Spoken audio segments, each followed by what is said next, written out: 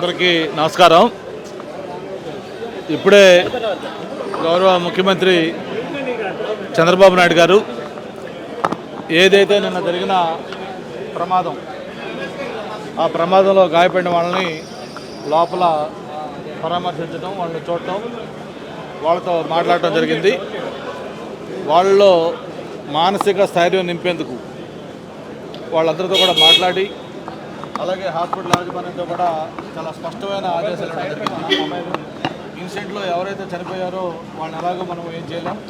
ఇట్లా హాస్పిటల్లో గాయాలతో ఉన్న వాళ్ళు ఏ ఒక్కరు కూడా ఫర్దరు చనిపోవడానికి వీలలేదు. మీరు వాళ్ళకి నెగిటివ్ సైడ్ ఏం ఫెసిలిటీస్ అందించాలో ఈ బెస్ట్ ఫెసిలిటీస్ మీరు చేయడానికి మీరు అన్నీ కూడా చేయండి. ఎన్ని రోజులైనా హాస్పిటల్లో ఉంచండి, దానికి ఎంత ఖర్చు అయినా పర్వాలేదు, అవసరం వస్తే బయట నుంచి స్పెషలిస్ట్ కూడా పిలిపించమని చెప్పని చాలా స్పష్టంగా చెప్పడం జరిగింది.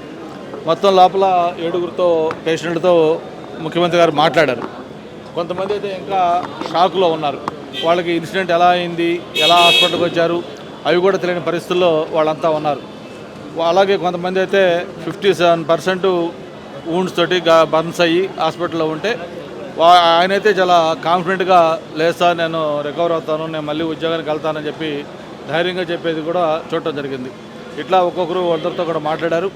అలాగే వాళ్ళ బంధువులతో కూడా అందరితో కూడా మాట్లాడి వాళ్ళందరిలో కూడా ఒక మానసిక స్థైర్యం నింపేదానికి ప్రయత్నం చేయడం జరిగింది.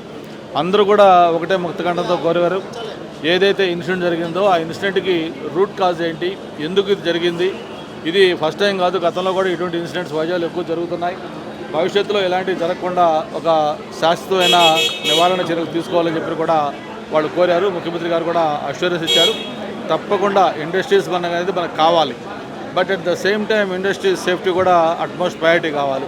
ఆ సేఫ్టీలో ఎలాంటి కాంప్రమైజ్ కాకుండా 100% ప్రికాషన్స్ తీసుకుంటామని చెప్పి కూడా ముఖ్యమంత్రి గారు చెప్పారు. ఏదైనా సేఫ్టీ ఆడిట్ కూడా ఒకటి చేస్తే బాగుంటుంది అనేది ఎక్కువ మంది సజెస్ట్ చేశారు. దాని మీద కూడా పరిశీలించి ఆ సేఫ్టీ ఆడిట్ కూడా చేద్దామని చెప్పి చెప్పడం జరిగింది. ఆ చనిపోయిన కుటుంబాల్లో మొత్తం 17 మంది చనిపోయారు. ఒక కుటుంబానికి ₹1,00,00,000 లెక్కన, సీరియస్లీ ఇంజ్యూర్డ్ బర్న్స్ అయిన వాళ్ళకి 50 లక్షల లెక్కన, కొంచెం మైనర్ ఇంజురీస్లకి 25 lakhs లెక్కన వాళ్ళందరికీ కూడా కాంపన్సేషన్ కూడా ఎక్స్గ్రేషియా అనౌన్స్ చేశారు. అంతేకాకుండా ఇప్పుడు ఇక్కడ నుంచి ఏదైతే ఇన్సిడెంట్ జరిగిందో ఇన్సిడెంట్ దగ్గరికి వెళ్ళి దాని మీద డీటెయిల్డ్గా కూడా ఎంక్వైరీ చేయాలనుకుంటారు. ఎట్లా జరిగింది, అక్కడ చెప్తున్న పబ్లిక్ ఒపీనియన్ ప్రకారం ఏదైతే ఫ్యాక్టరీ ఉందో ఆ ఫ్యాక్టరీ పైన 2nd ఫ్లోర్ 3rd ఫ్లోర్లో ఆఫీస్ పెట్టారు. అది చాలా బ్లండర్ అది. ఎందుకంటే ఇటువంటి వర్కింగ్ ఇండస్ట్రీస్ ఉన్నప్పుడు వాళ్ళ ఆఫీసులు అవి అక్కడ ఉండకూడదు, కానీ వాళ్ళ R&D ఆఫీస్ కానీ లేకపోతే ఇతర వర్కింగ్ ఆఫీస్ ఇవన్నీ కూడా 2nd 3rd ఫ్లోర్లో పెట్టారు. అది కానీ లేకపోతే ఇటువంటి క్యాజువాలిటీస్ ఉండేవి కాదు. గతంలో కూడా మనకు 2-3 ఇన్సిడెంట్లు అయ్యాయి. అయినప్పుడు ఇంత పెద్ద ఎత్తున మనుషులు చనిపోలేదు. దీనికి ప్రధాన కారణం ఏంటంటే 2nd 3rd ఫ్లోర్లో ఆఫీస్ ఉండటం వల్ల ఎక్కువ మంది అక్కడ ఉండటం తోటి ఈ రియాక్టర్ బ్లాస్ట్ తోటి ఇదైంది. కాబట్టి దీనికి అది మేనేజ్మెంట్ ఫాల్ట్ కూడా ఉందనేది ప్రైమరీ దీంట్లో తెలుస్తూ ఉంది. బట్ ఏదేమైనా ఇన్డెప్త్ ఎంక్వైరీ చేసిన తర్వాత దీనికి ఏంటి కారణం అని తెలుసుకొని దాని మీద కూడా చర్యలు తీసుకుంటాం. రిప్రజెంటేషన్ ఇచ్చాను sir. Pharmacy association of Andhra Pradesh నుంచి కూడా వీళ్ళకి న్యాయం చేయమని చెప్పి లెటర్ ఇస్తే సీఎం సార్ యాక్సెప్ట్ చేశారు అని వాళ్ళ సమస్యను పరిష్కరించుకొని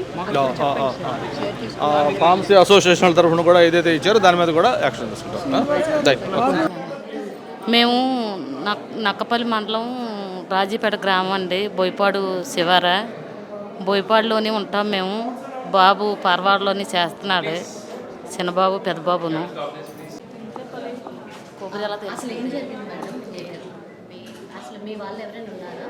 మా హస్బెండ్ ఉన్నారండి.